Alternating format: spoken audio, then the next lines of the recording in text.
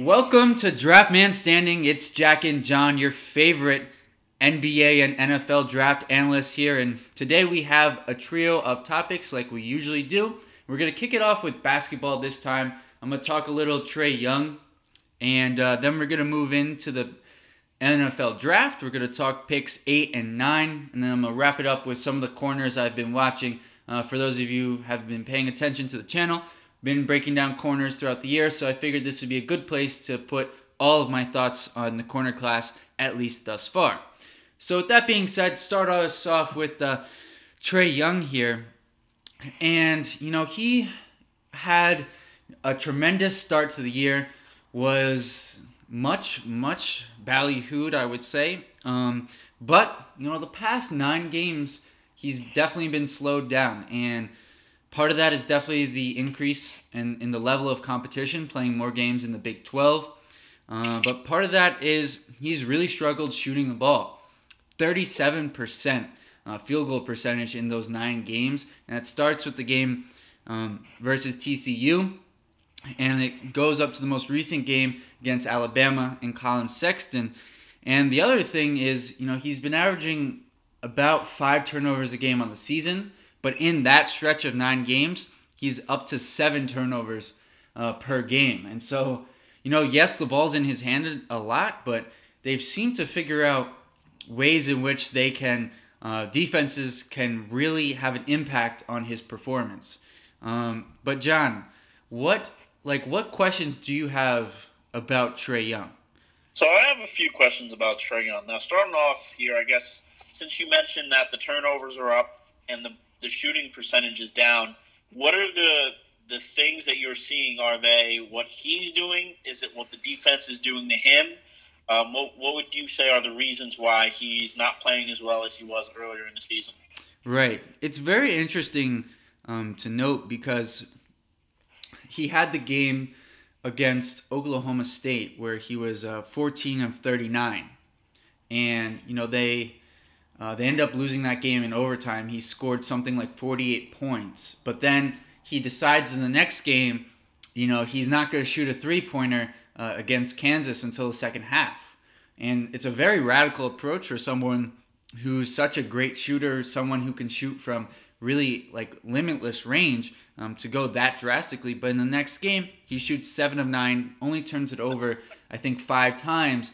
And so it definitely had an impact in terms of his efficiency. They won the game, but then the next game against Alabama, he kind of reverts right back to it. 6 of 17, turned it over a number of times.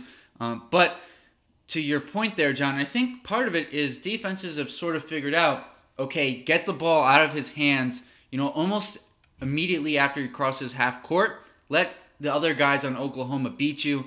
And that's kind of forced Trae Young, I think, to force the action at times, and that's where you've seen the decrease in efficiency. Now, looking at this Oklahoma schedule, the thing that sticks out to me is that they've beaten almost every ranked opponent they've played, and they have lost on the road, for the most part, to teams that are unranked, that are okay or not so good. Teams like Oklahoma State, Kansas State, Alabama, as you mentioned, Arkansas. Of course, they lost to West Virginia, a great team. But some of those other teams, Jack, do you think it's more indicative on Trae Young that they're losing to these teams, on the coaching, on his teammates? Who do you think really kind of should take the blame for some of these, bad losses to pretty bad teams? Right. First off, I would say that these aren't bad teams. I think, yes, they're not ranked, but they're all I'd say middle of the road teams. And in a case like Alabama, a very talented team that has had its ups and downs on the season. But the first thing you said, which was the biggest key, they're mostly all on the road. I think that was correct there, John. Right. And it's just so tough to win in college basketball on the road. We've seen it time and time again this season with several of the top ranked teams. And, this team is so dependent on Trae Young that it'd be very easy to say, Trae Young has cost them in these games.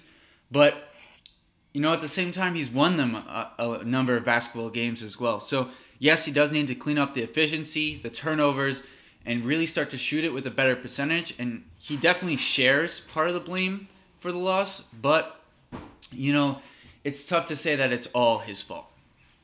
Right. I think that's fair to say.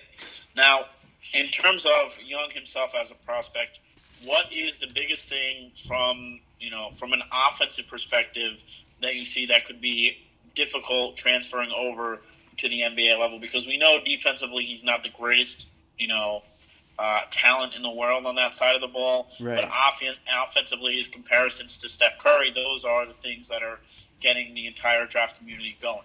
Right. It's the two positives are his limitless range and his court vision. Those are the two things that separate him from everyone else. But in terms of what it could be that, causes him to struggle at the next level, I'd say, two things. One, he's definitely undersized for the NBA. And, the comparison to Steph Curry is, Curry's an outlier, to be completely frank here. Most guys like Curry aren't going to have that level of success. And you've seen a guy who's a little bit similar to Curry and Jimmer Fredette really flame out at the next level. So that's going to be a question for Young. And, also, where does he get his shots from? A lot of shots Trae Young has taken recently have been of the difficult variety. He's really not gotten anything easy. And, he likes to take a lot of shots off the dribble. And those are going to be even more difficult at the next level. And so that's going to be another thing I would look for as Trae Young transitions to the NBA. Now, continuing here, do you think that Trae Young is a player who is going to need, obviously everyone needs a certain amount of a supporting cast to be successful, but do you think he's someone who's going to need, a lot around him, or is going to be able to do more with less? Good question. I think, his vision definitely is going to allow him to do more with less, but initially he's going to need help, especially at the two-guard position. He's going to need somebody who can cover the top, guard matchup, whoever it is, the point or the two on any given night, because you're not going to want to have Trae Young guarding the opposition's best player. So those would be the two things that I would look for in terms of him needing help, but also the fact that he passes the ball so well that he'll be able to, have a great impact on his teammates. And something we've seen this year with two rookies in Lonzo Ball and Ben Simmons who have great vision and have helped their teammates have more success. So, another question here for Trae Young. Who would you say is the best player comparison to Young? I'm sure you're not going to say Steph Curry, but, if you do, I guess I'll explain why a little bit. Yeah, player comparison for Trae Young is tough because you really haven't seen anyone quite like this. Right. The one guy who, I kind of go back to, kind of reminds me a little bit of him, and this is a ways back here, but Pistol Pete Maravich is kind of,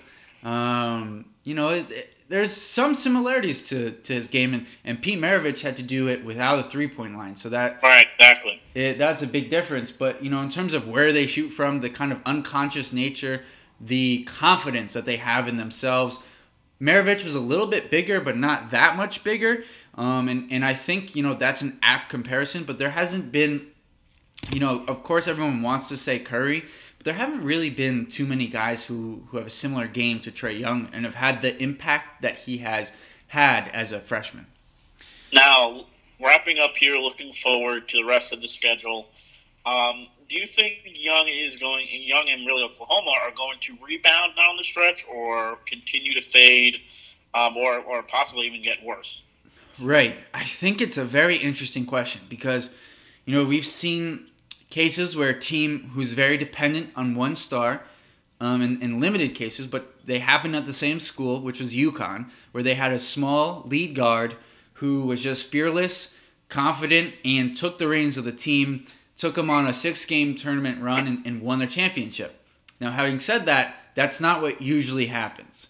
So, Right. there's definitely the opportunity. Trae Young definitely has just as much ability as a Shabazz Napier and a Kemba Walker, but both of those guys were, Kemba was a junior and Shabazz was a senior, so they had much more experience, and I think that matters, not in terms of your playing ability, although it certainly does, but in terms of your leadership, how you get the rest of the guys ready, how do you prepare the rest of your team, and what do you do in the tough situations. And so I think that's going to be the difference and the reason why they don't necessarily have the success of those UConn teams.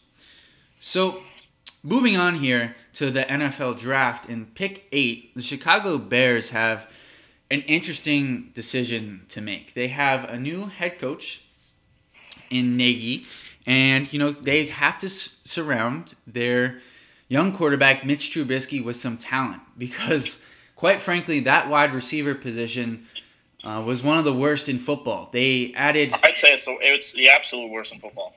Fair enough, John. It's the absolute worst in football. They added Dontrell Inman mid-season, who was the 4th or 5th receiver for the Chargers, and he instantly became their 1 or 2 option. And if that doesn't tell you enough, I don't know what else you need to hear.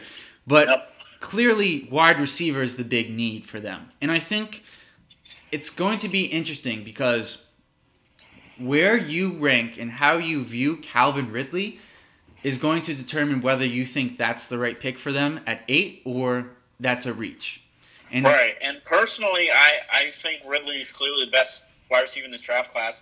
I think this is not a good year for wide receivers in the draft. A lot of people have been putting guys like Christian Kirk, Cortland Sutton,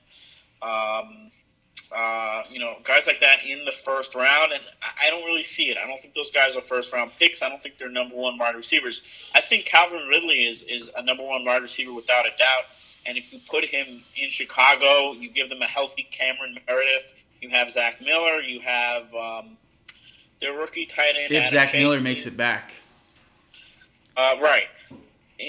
Kendall Wright, showed a little bit, although he is an injury concern as well. Right. But if you put Ridley there, I think he can be a number 1 wide receiver on an NFL team right away. I think his amount of polish, his amount of speed, and his excellent receiving ability should make him the number 1 wide receiver in this draft class. And I don't think it's a reach at all to take him at number 8.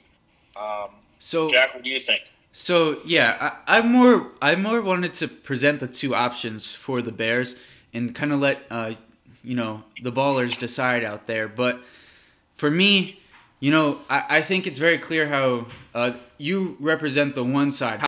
Calvin Ridley's legitimately the number 1 receiver in this class and would deserve to be the number 8 pick. However, on the other side, there's definitely people who, they don't feel that he's the number 1 receiver clear cut and would view that pick as a reach. And so the second need for the Bears, to me, is clearly corner. And if they're going to go corner there, I think the guy clearly is Josh Jackson. And if you can add Josh Jackson there at number 8, you're going to make a big difference, on your defense. Adding him opposite Fuller there, who's also going to be in a contract year next season, and that would give them a nice balance on the defensive side of the football. 2 good young corners.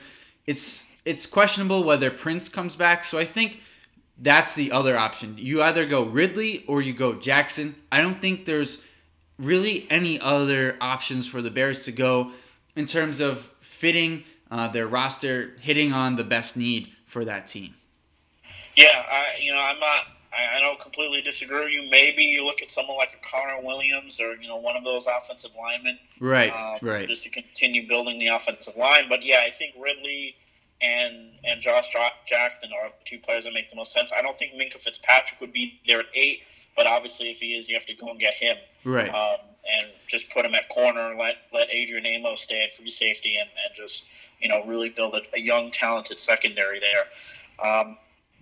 Now, moving on to the San Francisco 49ers, they don't have a second-round pick because they traded it for Jimmy Garoppolo, who looks like a franchise quarterback, certainly led them on a big winning streak to end the year once he got in the lineup. And They do have the ninth overall pick, though, so they will be able to add something.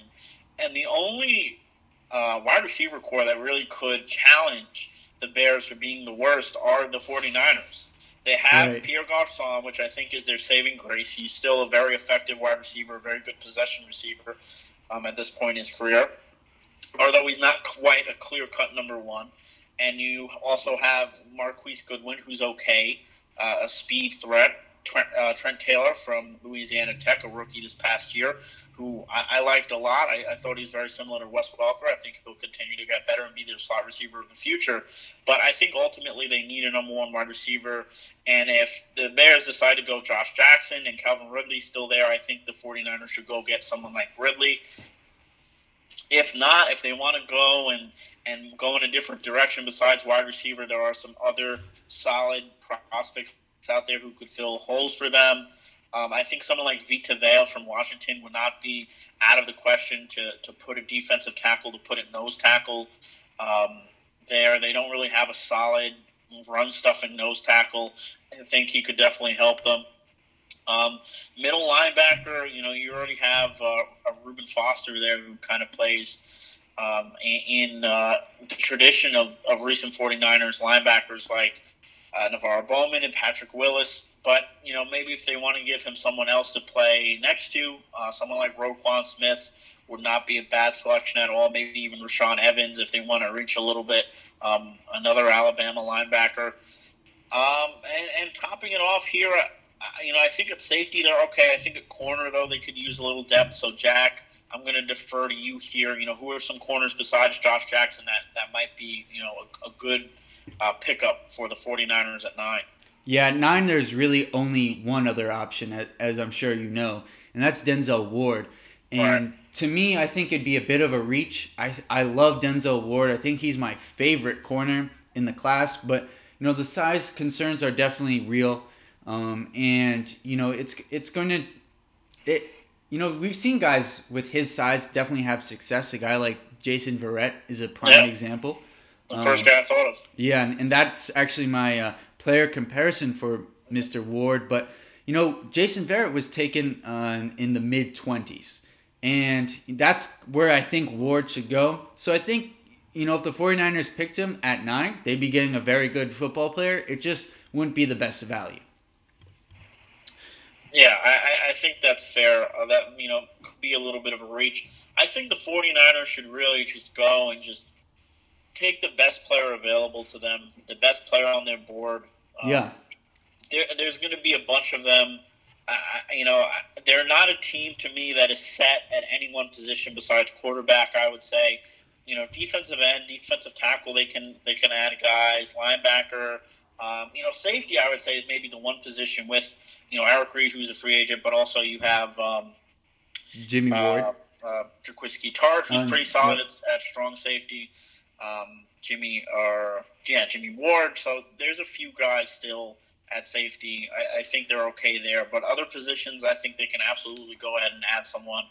And, I don't think it's out of the question that they could just take the best player available at number 9 overall. Absolutely, John. And they're in a beautiful situation where they have their quarterback for the future. And now it's just all about surrounding him with talent. And as you said, the best plan for them has to be best player available. There's no other spot on that team where you say, okay, well, we don't need to add this position. It's really not the case. And so they're in a great situation to the point where they can just take whoever they feel is the best value at the time. And it's going to be, I think if you're a 49ers fan, you have to be very excited about your prospects heading into this offseason. Yeah, absolutely. I think the 49ers are going to take a big leap forward. I think they, themselves with a great draft class last year. Another, if they do another great one this year with Jimmy Garoppolo, I think they'll really start to see their fortune swing around pretty quickly. Now, Jack, we're going to transition here over into corners since we have been talking about them with these past two teams, the Bears and the 49ers. Who do you think, the best – let me start with this. Okay. Do you think – have you been able to watch Minkah Fitzpatrick yet? Have you gotten to watch his tape? I have not. Okay, so then Down some of these corners here. So obviously I okay, have. I can hear you now. I can hear you now. Okay, good. All right, Yeah. John. All right. Not sure what happened there. Do Comcast you? internet. That's what happened. Yeah, exactly. So now my last, or what I was saying was, you said that Josh Jackson was the best corner. Denzel Yep. Ward is your favorite corner. Yeah. What are the things that differentiate the two of them in your opinion? Sure. Besides height, and if it's only height, I guess just expand on that a little bit. Right. I think a couple of things separate them. Yes, the height is a factor, but I also felt like when I watched Denzel Ward and I watched Josh Jackson, I just felt like Josh Jackson he just doesn't make mistakes. Right. There's a couple of times where you see him get turned around. There's a couple of times where you maybe see him, instead of making a nice tackle where he wraps up the guy, he kind of just dives at the legs. And there's on few occasions you see him give up, those 10-yard underneath routes. But really with Jackson, the thing to me is he has great size, speed. He's honestly the full package when you look at a corner, and mentally he's very strong, and that's the thing. I think that's the small separation between him and Ward. Not saying that Ward isn't mentally strong, but you do see Ward from time to time slip up, make a mistake in that Ohio State secondary, and give up, a big play. Not a huge play, but he gives them up, and sometimes it is the lack of size that costs him, where he's in the right play, he jumps, he timed everything right, but he's just not quite able to get to the ball. And so for that reason, that's a separator for me. But the reason why I say Ward is my favorite corner is because this guy, he's relentless. He doesn't stop the entire game. You see his motor from the first quarter to the fourth quarter, and it's consistent the entire time. And the other thing is that he's fearless. He has that moxie that you love from a corner, and he just flies. He just flies around the field. But his foot quickness. Okay, I'm very excited to see his 3-cone time, because I think it's going to be in the top 3 to 5 in the entire draft class. It's that special. Now, do you think Ward? You mentioned the combine. Do you think he can pass Josh Jackson if he has a really good combine? If he outshines Jackson at the combine, because he is probably a little better, or significantly better athlete than Josh Jackson is right now, at least. Right. Do you think it's possible for him to surpass Jackson, or his height at 5'10" is just such a problem for teams that there's no way he can do so? Yeah, no, that's a great point, John. And he's a good athlete, but he's not in the same class as Denzel Ward. But Right. Jackson he's a football player, plain and simple. And so, yeah, I do think for some teams, Denzel Ward's ability at the combine, the numbers he'll put up there, may have him leapfrog Josh Jackson as the number 1 corner, or number 2 corner if you have Minka Fitzpatrick as a corner. But Yeah. I think for the majority of teams, I don't think that'll be the case, because as you said, and I hate to keep bringing it up, but the size factor will be big. Because let's face it, when you're going up against 6'4" corners and you're already starting off down 6 to 7 inches, it just makes it so much more difficult, especially in those red zone areas where so often it's just a simple fade route, and it's going to be very difficult for Ward to really contest those. Right. That is very true. Now, moving on here, talking about the number 1 and number 2 corners, Jack, who's the third corner on your board, and is he still in your mind a first round caliber talent? Right. Before I say who my third corner is, I do want to point out that one guy I haven't got a chance to look at who could be in this mix here is Carlton Davis. I've looked at one game of his, but not enough to where I can really rank him. So for me, my third corner is Isaiah Oliver, and I think he's very polished. As a corner coming out from Colorado, you saw Akello Witherspoon. We just talked about the 49ers draft, and he had great success for them as a rookie. And he's a guy who similar builds between him and Oliver. Although Witherspoon's a little bit bigger and probably a little bit faster, but I think Oliver is a bit more refined coming out of Colorado. I think he's going to either go back half of round 1 or very early in round 2 as of right now, especially if his 40 time is anywhere in the 4.4s with his size. And again, Oliver is just very refined. The one thing he doesn't do that I wish he would is really turn his head around and make plays on the football. He tends to just kind of screen off the receiver and prevent them from catching it versus trying to make his own play on the ball. And so for that reason, I don't think his ceiling is necessarily as high as maybe some of the other guys, but he's got a very high floor, and he's kind of like your prototype corner in today's modern age, above 6 feet, good speed, good long arms, etc. There's just a lot to like about Isaiah Oliver. So we'll finish off this cornerback discussion with a little bit of underrated, overrated, Jack. Who do you think is, right now the most overrated cornerback based on the prospects you've watched? Overrated is tough. Is tough for me because I think it depends on where you're seeing guys in mock drafts, right? And who you're getting your sources from. But it's gonna be interesting. I've seen some talk of MJ Stewart as being a late round 1 guy. Yeah. And I think if that's the case, then I would say he's probably a bit overrated. Right. Because I think I actually have him marked down as one of the guys who I think has one of the higher floors in the class, just because he has a lot of experience. Really good football player for North Carolina, 4-year guy, 4-year starter, I believe. But at least he had significant playing time as a freshman. But, I don't know if he's the round 1 type guy. I think that's a bit of a stretch. Right. But on the flip side, in terms of underrated, the guy who I think actually has the highest ceiling of any of these guys is Jair Alexander. And to me, I've seen, I know he's coming off an injury-plagued season as a junior.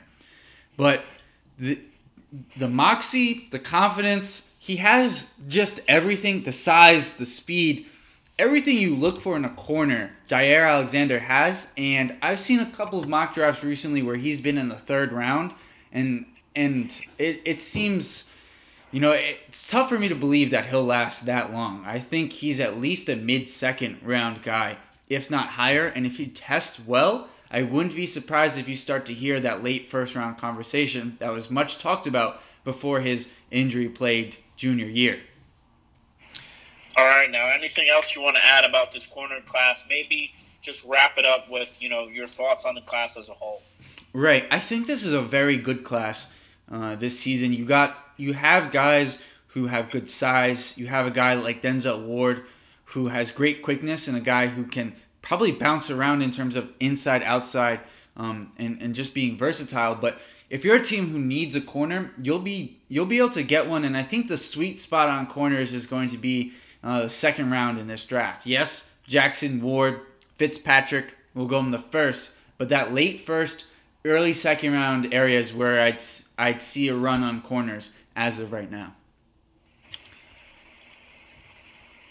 But all right, guys. Well, thanks for listening to Draft Man Standing. Hopefully Comcast works better with us next time, and we'll catch you next Tuesday at 6:30.